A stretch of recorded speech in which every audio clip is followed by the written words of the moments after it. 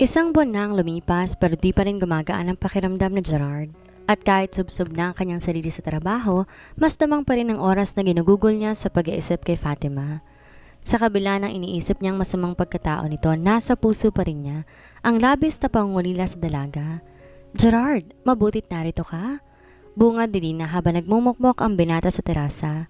May gusto akong bilhin. Samahan mo naman ako. Wala ako sa mood, Dina eh. Walang ganang tugon niya. Lagi ka naman wala sa mood eh. Kunway nagtatampong sabi nito. Tumingin siya sa malayo. Gano'n na nga. Ano bang iniisip mo? Wala. Inawakan siya nito sa braso at dinikit ang katawan sa tagiliran niya. Gerard, huwag mo nang isipin si Fatima. Tura nito sa malambing na tinig. Masama siyang babae, di ba? Maglibang ka, lumabas tayo. Mamasyal tayong magkasama. Di binigyang mali siya ng binata ang pagdidikit na yon sa kanya ng kinakapatid. Wala talaga ako sa mood, Dina. Some other time na lang, okay? Nakasimangot na lumayo ito. Ganyan ka naman kapag akong humingi sa'yo eh. Pero nung narito pa si Fatima kahit di niya hilingin, sinasamahan mo pa rin siya. Lagi kang nakadikit sa kanya pag mamaktol nito. Aaminin ko sa'yong may dahilan yon. Ano yung napapabuntong hininga? At yun din ang dahilan kung ba't iniisip ko pa rin siya hanggang ngayon? Napaangat ang kili nito. At ano naman ang dahilan? I love her, pag-amin niya. At mas napatunayan ko yung ngayon wala na siya rito. Hindi mo siya dapat mahalin, angel to. Masama siyang babae, hindi ba? Hindi siya bagay sa'yo. Humanap ka ng iba. Makakatulong yon para makalimutan mo siya? Umiling siya. Hindi yun ang solusyon. Mas gugustuhin kong umuwi na lang sa Bacolod. Lalo tong nanggigil sa yamot. Sira ulo ka pala eh. Dapat nga kayo magsama ni Fatima. Bulyaw nito at saka padabog na umalis. Noon lang napagtuunan ng pansin ng binatang inaasal ng kinakapatid. Dumagdag yon sa napunan niyang pagbabago dito. Matigas at may pagkagarapal itong magsalita. Hindi to ganon nang dumating sa buhay na yon. Siguro yun ang natutunan to mula kay Fatima. Naisip niya. Pero si Fatima hindi naman garapal. Biglang bawi ng isip niya. Moderna ito at maliksing kumilos pero di garapal at magsalita. Kung sa bagay, pino nga siyang kumilos at magsalita pero ang laman ng kanyang isipan at gawa, napailing-iling siya. Plano mo nang umuwi ng Bacolod? Sambit ni Doña Margarita. Nag-aalmusal sila ng Gerald ng umagang yon sa komedor. Paano negosyo mo rito? May pagkakatiwalaan naman ho akong tao na pwede kong pag-iwanan noon pansamantala? Sagot ng binata. Saka sandali lang naman ho ako sa probinsya. Bibisitahin ko lang ho si mama dahil matagal na rin kaming di nagkikita. Tumango-tango ang matanda. Pagkatapos namayani ang katahimikan sa pagitan nila. Maya-maya ay tumikim ang Donya. Nabanggit sa akin ni Dina ang tungkol sa damdamin mo kay Fatima. Diretsong saad nito. Hinawakan siya nito sa braso. Narulungkot ako sa iyo, iho, at nanghihinayang. Kung maayos sana ang lahat, masasabi kong bagay kay ni Fatima sa isa't isa. Hindi siya nakasagot nang gulatin sila ng ingay na nabasag na florera sa di kalayuan. Napatayo ang matanda. Yoli, ano ba yan? O sisa nito nang makita ang katulong. Sorry ho ma'am, hindi ko sinasadya. Natatarantang paumanhin ni Yoli habang nakaluhod na dinadampot ang mga pinaso na nabasag na florera. May kip-kip tong isang kahon ng sapatos sa dibdib. Ano bang nangyayari sa'yo? Ba't para ka nagtatago dyan? Baka ho kasi makita ko ni Mina? Napakalot noo ang matanda. Bakit mo pinagtataguan si Mina? Mabilis tumayo ang katulong at lumapit sa amo. Kasi maham baka makita niyang hawak ko to. Ano ba yan? Kahon lang na sapatos yan ah. Ma'am, may laman ho to. At kay Mina yan? So bakit mo pinakialaman? Umiling ang katulong. Di ko sinasadya. Nagtabig ko dun sa quarters namin at tatapon ng laman kaya nakita ko. Hindi pa rin ganon kainteresadong matanda ngunit sinulya pa nito ang kahon. Bakit? Ano bang laman yan? Naku ma'am, tingnan nyo. Mabilis itong nilapag ang kahon. Pasensya na ho kayo kung naabala ko ang pag-aalmusal ninyo, pero kailangan nyo ho talagang makita ang laman nito. Ano ba kasing laman nito? Anang matanda sabay tanggal sa takip ng kahon, pero agad ding binalik yun na makita ang sobre ng peking liham. Hay, ano ka ba, Yoli? Hindi ba't pinawawalis ko na siyang sulat na to? Ano pang ginagawa nito rito? Ma'am, hindi ho sulat ang laman ng sobre, tingnan nyo. Muling ang binuksan ng Donya ang kahon at nilabas ang sobre. Napakalot na ito gayon din sa Gerard nang mailabas ang laman noon. Yan ho ma'am ang sinasabi ko. 10,000 malaman na sobre at malulutong pat hindi lang ho yun. Mula sa loob ng kahon, kinuha ni Yoli iba pang laman, lipstick at babong imported at stickers. Kasamang stationaries na tulad ng ginamit sa liham di umano ni Fatima kay Julius. Sigurado ka bang kay Mina ang mga to, Yoli? Kulot noong tanong na matanda. Opo, ma'am. Siguradong sagot ng tinanong. Nasa loob po yun ang quarters namin kasama ng mga gamit niya. Paano nagkaroon si Mina ng mga yan? Takang tanong ng binata. Kilala ko ang mga to. Ani Doña Margarita. Itong lipstick at pabango, binili ko ang mga to para kay Dina. Pero paano napunta to kay Mina? At pati tong 10,000 piso, saan niya to nakuha? Ma'am, nakakabuo ako ng konklusyon, saad ni Yoli. Pero ayoko magsalita. Mas mabuti ho kung si Mina mismo ang tatanungin ninyo. Nasaan siya? Nasa labas ho. Gaya ng dati nakabuntot sa anak ninyo. Tawagin mo siya ngayon din. Pati na rin si Dina. Kuwan ho, mami. Namutla si Mina, hindi alam kung ano ang sasabihin. Panay ang baling nito sa nakahalukip-kip na si Dina na nakatayo sa hindi kalayuan. Ano? Ipaliwanag mo kung ano mga to? Salubong ang mga kili at bakas ang galit sa mukha ni Doña Margarita. Kahit nakatalikod sa anak, naramdaman nito ang akmang paglayo ng huli. Huwag kang aalis sa kinatatayuan mo, Dina. Wala naman akong alam sa mga yan kaya akit na ako. Basta, huwag kang aalis dyan. Bakit ba? Imposible bang magkaroon si Mina ng 10,000 piso? Nagtatrabaho siya, diba? Sagot nito sa ina. At bakit ka nagsasalita para sa kanya? Dahil ba sa mga to? Nilapag na matanda ang lipstick at pabango sa ibabaw ng mesa. Saglit lang ang naging pagkabigla ni Dina. Binigay ko yan sa kanya. Kumunot ang noo ng Donya. Binili ko ang mga to para sa'yo tapos ipapamigay mo lamang? Dahil hindi ko hilig ang mga yan. Alam nyo naman, simple lamang akong tao. Dinampot na matandang babae ang lipstick. Tuwang-tuwa ka nung binigay ko to sa'yo, kaya hindi ako maniniwalang ipamimigay mo to ng basta gano'n na lang. Binalingan itong muli si Mina. Ikaw ang magsalita, Mina. Binigay ba sa ito ni Dina ng libre? Opo, nakatungong sagot nito. Yung totoo? Opo, ay, hindi po. Nanginig at natataranta sa takot ang katulong. Binigay niya po yan kasama 10,000 piso, kapalit po ng pinagawa niya sa akin. Anong pinagawa niya sa'yo? Curious na tanong ni Gerard. Pinagawa niya po ko ng paraan kung paano maibibigay sa inyong sulat na hindi siya mapaghihinalaan. Biniyaran niya po ako para matahimik at itago sa inyong aking nalalaman. Nanlalambot na napaupo si Doña Margarita. Ang binata nang humarap sa katulong. Anong alam mo? Tumahimik ka, Mina. Maagap na singit ni Dina. Gerard, wag kang maniniwala sa kanya. Siya may kasalanan kung ba't nawala rito si Fatima. Siya ang gumawa ng sulat. Ginaya niyang handwriting ng babaeng yon. Gusto niyang mawala dito si Fatima dahil may gusto siya sa'yo. Dumiin ang pagkakakunot noon ng binata. What? Sir, hindi po totoo yon. Mangiyak-ngiyak na ang katulong. Binabaligtad po niyang totoo. Gusto mo bang palabasin na sinungaling ako? Galit na pahayag ng babae. Dahil yun naman totoo, Dina. Sinungaling ka. Napaiyak ng saba ni Doña Margarita. Ikaw ang gumawa ng sulat. Bakit ba di ko agad naisip na ikaw palang may kakayang pumeke sa sulat kamay ng iba? At ikaw may gustong mawala na dito si Fatima? Humikbi ang babae at ilang ulit na umiling. Sukol na to kaya hindi na nagawang tumanggi. Hililing mo sa akin noon nung nasa resort tayo na palayasin ko si Fatima dito sa bahay at sa kumpanya. Akala ko hindi yun malaking issue, pero ikaw mismo ang gumawa ng sarili mong paraan para mangyari yon. Bakit, Dina? Ano ang kasalanan sa'yo ni Fatima? Matiim tong tumingin sa ina. Kinuha niyang lahat ang dapat ay sa akin? Malakas sa sambit nito.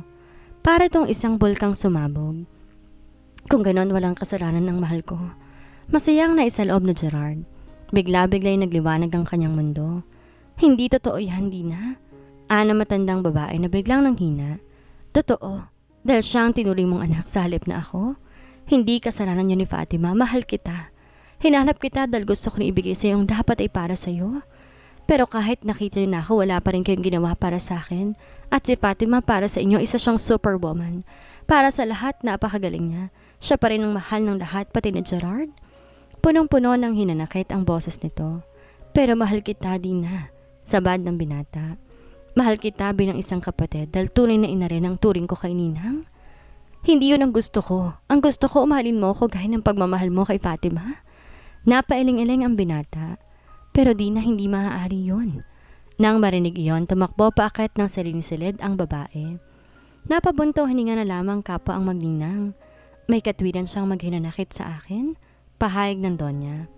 Kahit narito na siya, nagkukulang pa rin ako sa kanya. Malungkot ang mga matang tumingin to sa inaanak. Iho, hanapin mo si Fatima. May kasalanan tayo sa kanya. Tanghali na makapagluto ng agahan si Fatima. Inuna kasi ang paglalaban ng marurumi niyang damit. Malapit nang malutong piniprito niyang tosino na makarinig siya ng katok sa pinto. Nilapag ang ginamit na syanse at pinuna sa mga palad sa suot na apron bago tinungo ang pinto. Nagulat siya at agad nakakibo ng mabungaran kung sinong naroon. Hi, bati ni Gerard. Bakit ka narito? Tanong niya. Anong kailangan mo sa akin? Gusto kitang makausap. Nabuhayan siya ng loob. Handa kaya ito makinig sa kanya at maniniwala kaya ito sa sasabihin niya? Pwede bang pumasok? Nilawakan niya ang bukas ng pinto at binigyan to ng puwang para makapasok. Pasensya ka na. Simple lang naman. Itong bago kong tirahan. Di kasi ako po pwedeng kumuha ng mamahaling apartment dahil wala pa ako nakikitang bagong trabaho. Halos mag-stammer na nasabi niya. Bigla siya na conscious na maalala ang kanyang itsura. Magulo ang pagkakaipit na mahaba niyang buhok at niwala siyang pulbos sa mukha. Napapatungan pa ng apron ang suot niyang t-shirt at walking shorts. Pasensya ka na rin sa ayos ko. Katatapos ko lang kasing maglabi. Dala ng awa, hindi nito napigil ang sarili. Hinawi ang buhok na nakasabog pa sa mukha ng dalaga. Paulit-ulit siyang hinaplos ito sa pisngi. Gustong mapahikbi ni Fatima. Parang di na galit sa kanya ang binata. Halos gusto niyang simulan ng pagpapaliwanag, ngunit tila ayaw bumukas ng kanyang bibig. Fatima, usal nito. Bigla niya naamoy ang pinipritong tosino. Yon ang ginamit niyang dahilan para makalayo sa haplos ni Gerard na labis niyang pinananabikan. Wala siya nagawa nang sumunod to sa kanya sa kusina. Paano mo natuntun tong tinitirhan ko? Tanong niya habang nakaharap sa gas stove. Tinanong ko kay Libby. Pinuntahan ko siya sa office. Naparinok siya. Bakit mo ako hinahanap? May kailangan ka ba? Ipinapahanap ka ni Ninang? Saan nito? Na-disappoint siya na marinig iyon. Akala niya kusang loob siya nitong hinanap, ngunit ang sunod nitong sinabi, nagpalundag sa kanyang puso. Ginawa kong utos niya hindi lang para sa kanya, kundi higit para sa akin. May bumikig sa lalamunan niya. Ilang beses muna siyang lumunok bago nakapagsalita. Hindi ba galit kayo sa akin? Umiling to. Alam na namin ang totoo. Si Dina ang may kagagawa ng lahat. Saglit siyang napahinto sa ginagawa at di siya nagkamali ng suspetsya. Ano pang importansya niyan? Turan niya pagkaraan ilang sandali. Gusto namin humingi ng tawad dahil nawalan kami ng tiwala sa iyo. Kaya kong tanggapin ang sayo. Hindi mo ako talagang kilala eh. Sabi niyang may hinanakit sa tinig. Bumuntong hininga siya na malalim. Ang kinasasama ng loob ko ay ang pagkawala ng tiwala sa akin ni Tita Margarita. Nakakasama ng loob dahil siya higit na nakakakilala sa akin. Alam niya na di ko siya magagawang pag-isipan na masama. Na muling magsalita ang binata, bakas ang hinanakit sa tinig nito. Bale wala pala sa inyo ang tungkol sa akin. Hindi mo lang alam kung gaano kong pinahirapan ang pangyayaring yon. Nagtaas siya ng kilay. At bakit ka naman nahirapan, Aber? Dahil mahal kita. Gusto sana niyang matuwa sa narinig, pero siya naman ngayon ang may pagdududa. Bigla niyang hinarap ang lalaki. How can you say that you love me gayong hindi ka nagtitiwala sa akin? Magkasama yung binibigay, Gerard. Kapag nagmahal ka ng isang tao, kailangan ka akibat ng pagtitiwala sa kanya. Can you blame me? Masyado ako naapektuhan sa nabasa kong sulat. Mapait na tura nito. Hindi ko matanggap na narito ako, hinihintay ang pagbabalik mo. Samantalang naroon ka at ibang lalaking hinihintay? Hindi totoo yun. If only you gave me a chance to explain myself. Lumapit to sa kanya at tinanganan siya sa magkabilang balikat. Para tayong biktima ng kapangahasan ni Dina. Pero dahil nawalan ako ng tiwala sa'yo, I owe you an apology. I'm sorry, Fatima. Forgive me, please. Pahayag nitong punong-puno ng pakikiusap ang mga mata. Dinampot niya ang syanse at akmang ihahataw yun sa binat. Kung hindi lang kita mahal, hindi kita patatawarin. Saad niyang tila ibig pang mapahikbi. Mabilis itong kinabig ng ulo niya at sinandal sa dibdib nito. Thank you, Fatima, I swear. Hindi na ako muling mawawalan ng tiwala sa iyo. Tinaas nito ang kanang kamay na parang nanunumpa. I promise to trust and love you forever. Pagkabigkas noon, kinulong nito ang mukha niya sa palad nito bago yumuhod upang abutin ang kanyang mga labi. Bahagya niyang iniatras ang mukha. Sandali, nakakahiya sa'yo. Mukhang amoy tosino ko. Lumapit ang kamay nito sa bewang niya. I don't care. Hindi ba't masarap papaki ng tosino? Nangingiting sabi nito at di nga siya nakahuma na ang tuluyan nitong angkinin ng kanyang mga labi. Kinalungkot ni Fatima na ang naging kapalit ng paglabas ng katotohanan ay ang pagkawala ni Doña Margarita. Nagpa siya tong mag-migrate na lang sa Amerika kasamang anak. Ayon sa matanda yun ng pinakamabuti. Kailangan nila ni Dina ng panahong magkasama. Marami tong iniwang habilin kina Fatima at Gerard. Nilimot na rin nila ang di ka nais-nais na pangyayari noon. Dahilan upang mawala si Fatima sa mansyon. Binilin din ng kanyang inainahan na balitaan sila nito sakaling maisipan nilang pakasal na. Di na rin pumayag ang Donyang ihatid pa na magkasintahan silang dalawa ni Dina. Ilang sandali pa umusad na ang sasakyan palabas ng bakuran habang tinatanong ng magnobyo. Yoli, nasa na nga pala si Mina? Tanong ng dalaga sa katulong na pinangingiliran ng duha dahil sa pag-alis ng amo. Kusang umalis, na konsensya siguro, tugon nito. Babalikan ko na yung sinalang ko sa kusina. Sandali, Yoli, habol ni Fatima. Hindi pa ako nakakapagpasalamat sa iyo. Kundi dahil sa iyo, hindi sana naayos ang gulong to. Sus, aksidente yun Timay, no? Doon ka magpasalamat at hindi sa akin. Sabi pa nito at tumuloy na. Paano? Tayo-tayo na lang ang naririto. Ani Gerard na makapagsolo sila. Oo nga eh. Ano nga ba nang sinabi mo kay Dina? Sinabi kong hinahangad ko ang kabutihan niya at sana makakita siya ng isang taong mamahalin niya at magmamahal din sa kanya. Malawak ang iting pahayag nito. Anong sinabi niya? Wala. Tugon nitong nagkibit balikan. Hindi siya umimig. Do you think makakalimutan ka niya pagdating nila ng States? Siguro, marami siyang mapaglutuunan ng pansin doon. Kinabig nito ang ulo ng nobya at saka bumulong. Ang ayokong pumunta ron ay ikaw. Wala naman akong balak na pumunta ron eh. Malambing na bigkas niya. Unless kasama ka. Siyempre, nakangising saan nito. Sa gwapo kong to, pakawalan mo pa ba naman ako? Aba, at ang yabang ng mokong na to ah. Kunway ingos niya sabay siko sa tagiliran nito. Tumawa ito. Alam mo, hindi naman ako ganto dati. Pagkuway sabi nito. Umangat ang isa niyang kilay. You mean, natuto ka lang magyabang na makilala mo ako? Well, hindi naman siguro pagyayabang ang tawag doon, kundi pagmamalaki. I'm proud of you and I'm proud of myself because you love me. Anito sa masuyong tinig. At kung kinakailangan kong pag-aralan kung paano maging pangkista, gagawin ko para maging proud ka rin sa akin? Hindi mo kailangan maging punk, Gerard. I'm proud of you of what you are. Ayoko na magbago ka pa. Madamdaming pahayag niya. Pero kung di ako magbabago, hindi niyo ako isasama ng mga kaibigan mo sa disco? Natatawang sabi nito. At sino naman may sabi sa'yo magdi-disco pa ako? Sawa na ako sa mga ganong gimmick. Really? Nakangiting tumango siya. Inawakan ang kamay niya at saka madamdaming tumitig sa mukha niya. Sweetheart, will you marry me? Nilukob ng di ma-describe na kaligayahan ng puso ni Fatima sa narinig. Gerard, I won't take no for an answer. Kunway banta nito. Napangiti siya. At sino naman nagsabi na no ang makukuha mong answer? Nanunodyong tura niya. Punong-puno ng kaligayahang hinalikan siya ng kasintahan sa bibig. Makalipas ang ilang buwan, dinaos din ang kanilang kasal. Lubos ang saya nilang dalawa dahil alam nila sa sariling mahal nila ang isa't isa. Wala silang mahahangad na kundi katiwasayan at kasayahan ng pagsasama bilang mag-asawa.